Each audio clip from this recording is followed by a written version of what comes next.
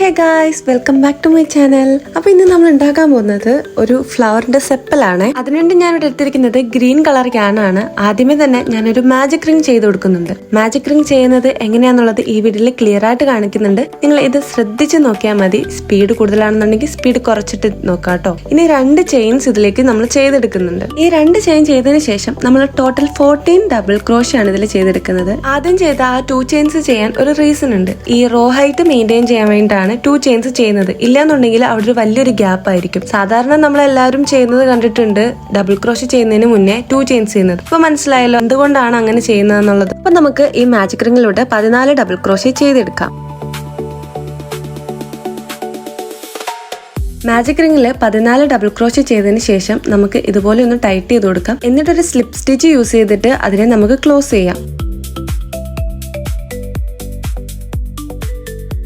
അതിനുശേഷം നമ്മൾ വീണ്ടും 2 ചെയിൻസ് ചെയ്ത് കൊടുക്കുന്നുണ്ട്. എഗെയിൻ നമ്മൾ ഡബിൾ ക്രോഷേ ആണ് ചെയ്യാൻ പോകുന്നത്. സെയിം സ്റ്റിച്ചിലേക്ക് ഒരു ഡബിൾ ക്രോഷേ ചെയ്തെടുക്കുന്നു. ഈ ഒരു ഡബിൾ ക്രോഷേ ചെയ്തതിന് ശേഷം നെക്സ്റ്റ് സ്റ്റിച്ചിൽ നമ്മൾ 2 ഡബിൾ ക്രോഷേ ആണ് ചെയ്യുന്നത്. ഇത് നമ്മൾ ഡബിൾ ക്രോഷേ ഇൻക്രീസിംഗ് എന്നാണ് പറയുന്നത് ഇങ്ങനെ ചെയ്യുന്നതിന്. അതായത് ഒരു ഡബിൾ ക്രോഷേ ചെയ്യുന്നു, നെക്സ്റ്റ് സ്റ്റിച്ചിൽ വന്നിട്ട് ഇൻക്രീസിംഗ് സ്റ്റിച്ച് ചെയ്തു. അതായത് 2 എണ്ണം നമ്മൾ ചെയ്യുന്നു.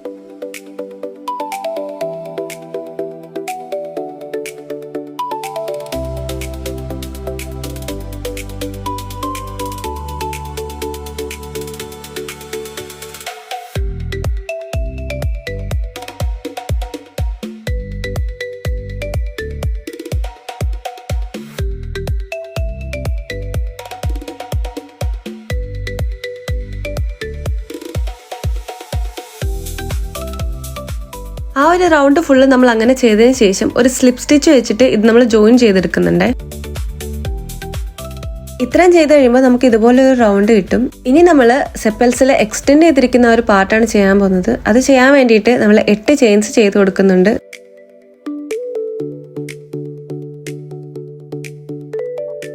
എട്ട് ചെയിൻസ് ചെയ്തതിന് ശേഷം ഒരു ചെയിൻ സ്കിപ്പ് ചെയ്ത് സെക്കൻഡ് ചെയിനിലേക്ക് നമ്മൾ സിംഗിൾ ക്രോഷയാണ് ചെയ്തെടുക്കുന്നത്.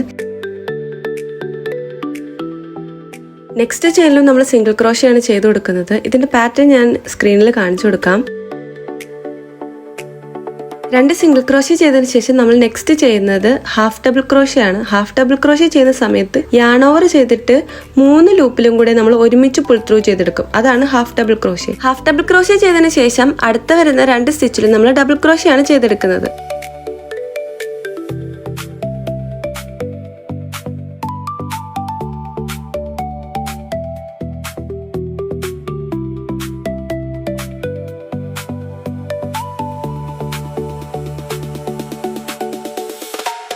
ഡബിൾ ക്രോഷേ ചെയ്തതിന് ശേഷം നെക്സ്റ്റ് വരുന്ന 2 സ്റ്റിച്ചിൽ നമ്മൾ ട്രിപ്പിൾ ക്രോഷേ ആണ് ചെയ്യുന്നത്. ട്രിപ്പിൾ ക്രോഷേ ചെയ്യുന്ന സമയത്ത് 2 തവണ യാൺ ഓവർ ചെയ്ത് ഹുക്കിൽ വെച്ചതിന് ശേഷമാണ് നമ്മൾ സ്റ്റിച്ചിലൂടെ കടത്തി വിടുന്നത്.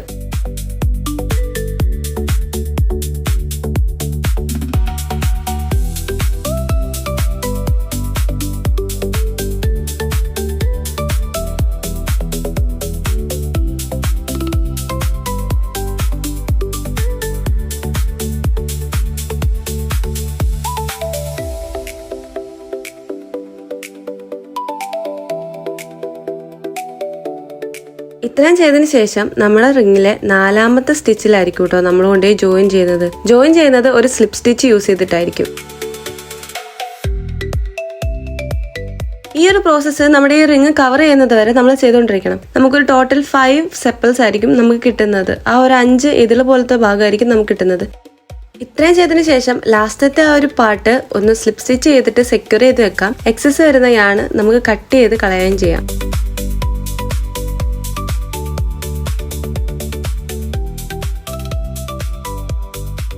അപ്പോൾ ഇത്രേ ഉള്ളൂ നമ്മുടെ സെപ്പൽ ഉണ്ടാക്കുന്ന വീഡിയോ. നിങ്ങൾക്ക് ഈ വീഡിയോ യൂസ്ഫുൾ ആയെന്ന് തോന്നുന്നുണ്ടെങ്കിൽ ലൈക്ക് ചെയ്യാനും സബ്സ്ക്രൈബ് ചെയ്യാനും മറക്കണ്ട.